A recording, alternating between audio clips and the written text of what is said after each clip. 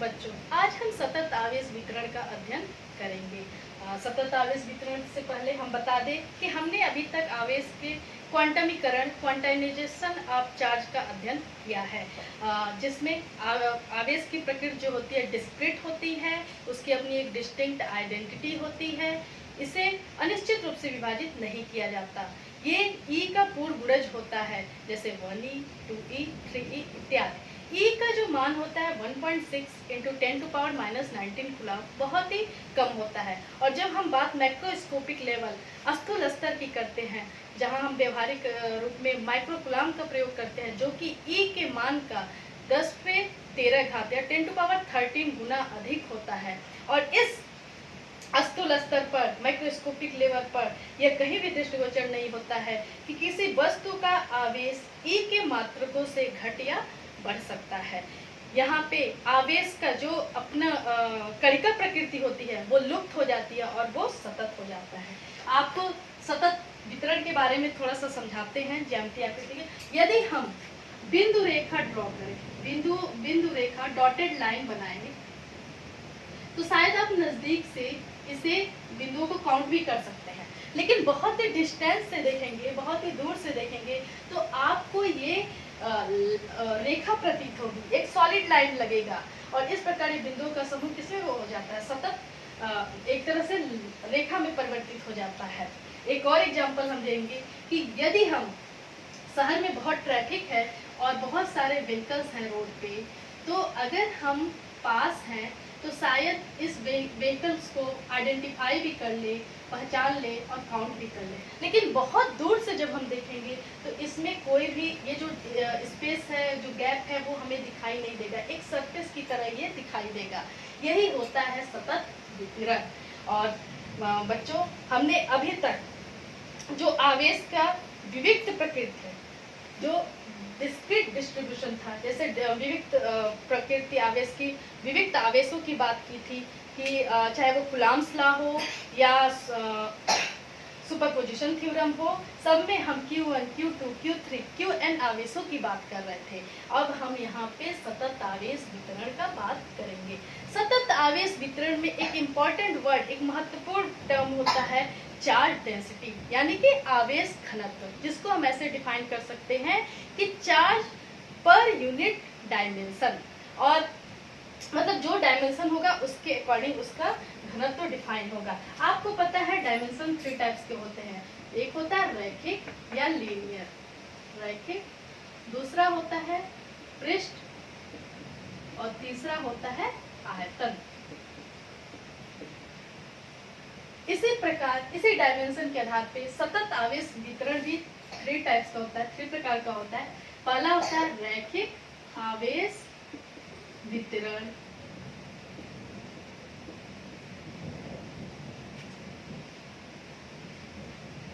दूसरा होगा पृष्ठ आवेश वितरण,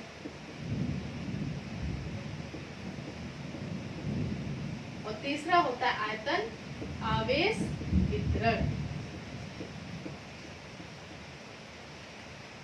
सबसे पहले हम रैखिक आवेश वितरण की बात करेंगे। रैखिक आवेश वितरण या लीनियर चार्ज डिस्ट्रीब्यूशन, इसमें हम एक लीनियर सब्सटेंस या लीनियर बॉडी की बात करेंगे, जिसकी चौड़ाई उसकी लंबाई की तुलना में बहुत ही नगण्य होती है। मान लीजिए कि हम एक वायर लेते हैं, वायर कंसीडर करते हैं, जिसकी लेंथ L होती है और L लेंथ का एक वायर है और जिसपे Q आवेश समान रूप से वितरित है।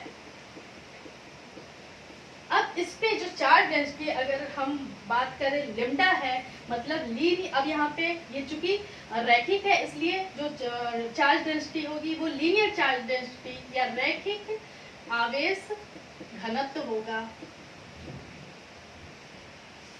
जिसे हम लेमडा से डिफाइन करेंगे। और लेमडा इक्वल टू हो जाएगा कि आवेश दिया गया आवेश और बटे ये जो डायमेंशन है लेंथ है L, मतलब ये हो जाएगा, इसका मात्रक होगा कूलम प्रति मीटर।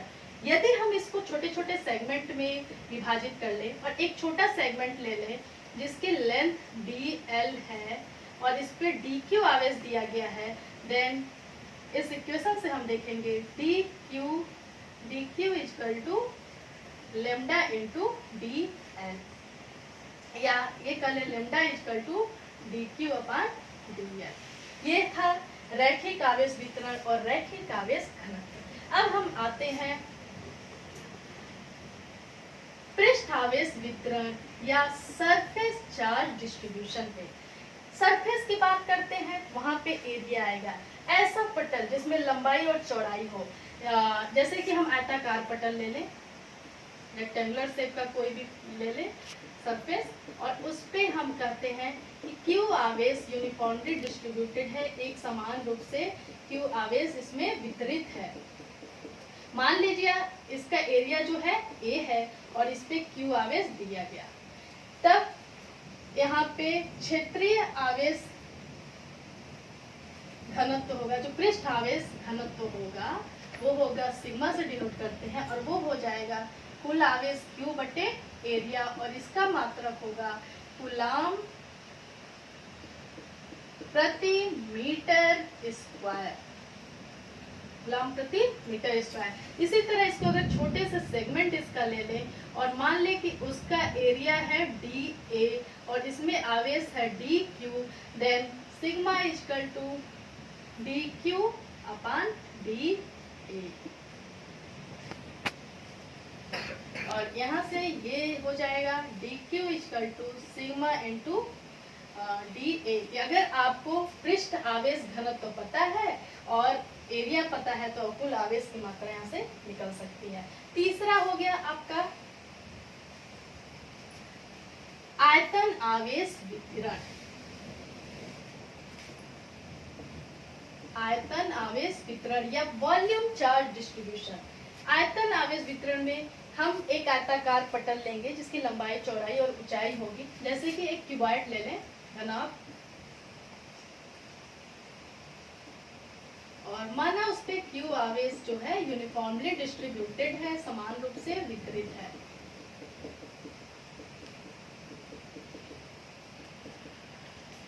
मान लीजिए इसका वॉल्यूम V है और इस पे आवेश Q दिया गया है, तब आयतन आवेश घनत्व जिसको रो से डिनोट करेंगे, रो इक्वल टू हो जाएगा Q अपान V, इसका मात्रक हो जाएगा कूलाम प्रति मीटर क्यूब, कूलाम प्रति मीटर क्यूब। और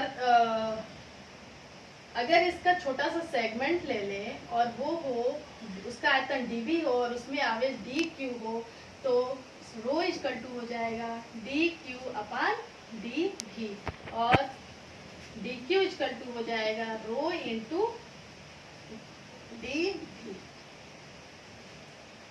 इस तरह आपने सतत आवेश वितरण को देखा, रेखीय आवेश घनत्व को जाना, पृष्ठ आवेश घनत्व को जाना और आयतन आवेश घनत्व को जाना।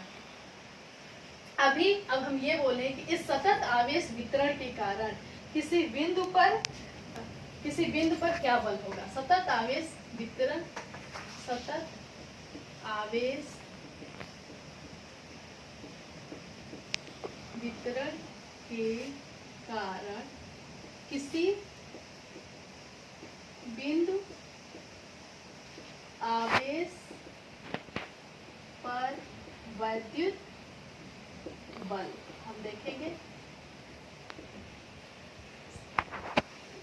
मान लीजिए कि हम बात कर रहे हैं रेखीय आवेश वितरण का, कि कोई वायर है जो जिसपे क्यू आवेश वितरित है।